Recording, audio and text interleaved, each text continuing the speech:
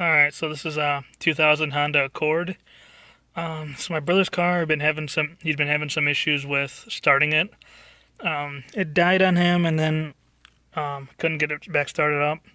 So took it in, looked at it, had no spark and the fuel injectors weren't pulsing. So that was kind of a giveaway that there's possibly an immobilizer issue. A lot of times these Hondas, when there's an immobilizer issue, which is the chip in the key, they will just crank and crank and crank and they won't start. So I basically diagnosed it down to being an issue with that because when you turn the key to the on position, the green security light should flash about twice and stay on and then turn off. Well, it wasn't turning off, it was just flashing.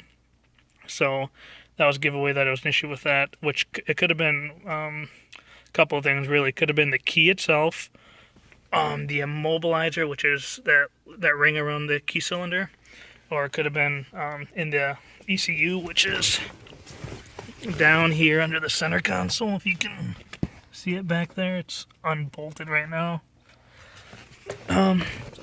Really, in this case, I knew for sure it wasn't the key because the car also has a remote starter, which has a bypass module that's basically programmed as a key, and that wasn't working either. So that led me to believe there's either an issue with the ECU or the key ring.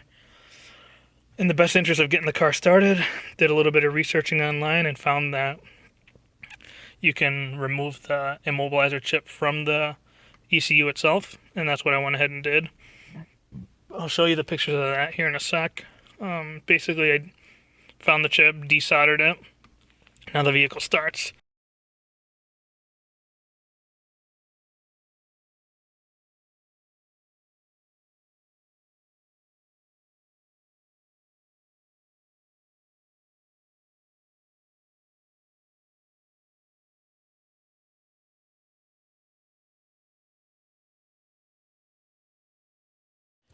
Alright, and then now that we went ahead and did that, the only oddball thing you have to do as of right now is when you turn the car on, you have to let it sit in the on position for about 3 seconds or so and then crank it on, otherwise it's just going to crank. And also, if you can tell, no security light on the dash at all anymore, so now the vehicle can be started with just a normal key. So, you know how this key here has a chip in it?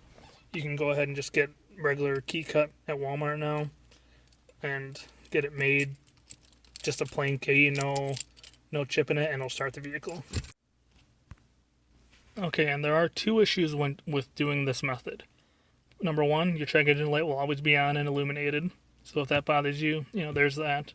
Number two is your OBD2 port will no longer work. So I care about that, so we're going to go ahead and get an immobilizer emulator chip and solder that into the ECU where the old chip was. And I'll be doing that in a week or so whenever it comes. It's shipping from China, so who knows when it'll get here.